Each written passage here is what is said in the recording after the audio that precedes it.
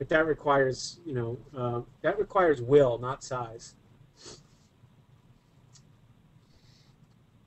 Uh, this is an interesting question. How do you gear your content on Twitter and Facebook if your target audience is anyone and everyone? And it's suggested that this is a plaintiff's firm. Um,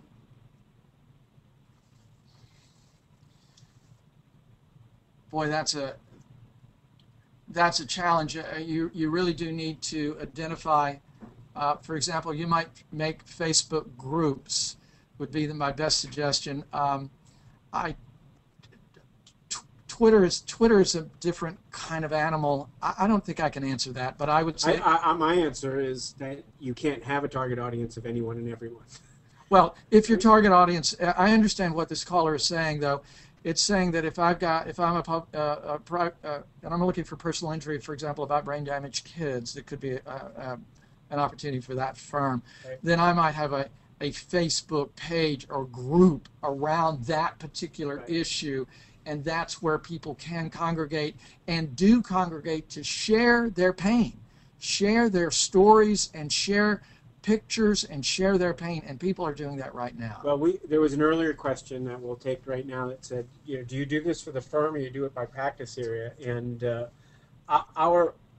it's probably a little bit of both, but we're going to go on the limb here and tell you the highest utility is in subject matter specific areas, meaning a practice or an issue like brain injury, or in in the Dixon Hughes example, it was what kids on campus want to know is what's life like an intern like. So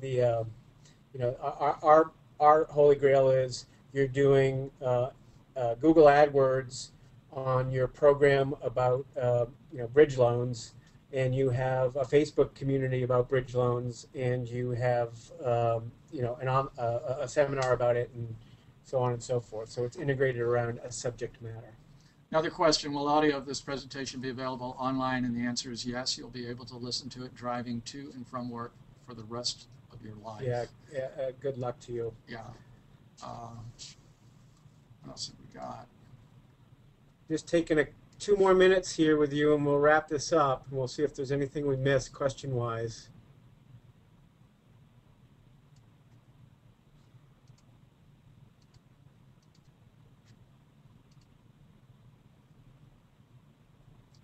For GB's search engine optimization measurements, have you tracked lead to conversion ratios? I will tell you that our search engine optimization is we really haven't. It's moving up to full ramp, to full speed. The search engine management, that is to say, the Google AdWords marketing, we have tracked lead to conversion ratios.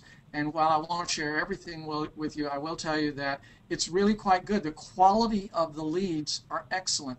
People who have never heard of this stunned me, and it may stun you. People who have never heard of us before, but who found us simply online through our Google AdWords, and also through just typing in, brand design firm or web design or whatever it was, and have been in different parts of the country, have called us, talked to us, and hired us. So it does work. Someone may say, well, that's because you can show your stuff, but that's not true. It's happening everywhere. Everyone is succeeding.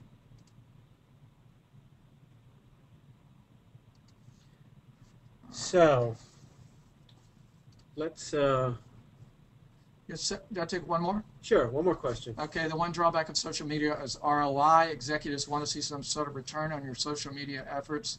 What are some of the metrics that were being used to show a return on investment where time is the largest investment? This is really an interesting question, and the interesting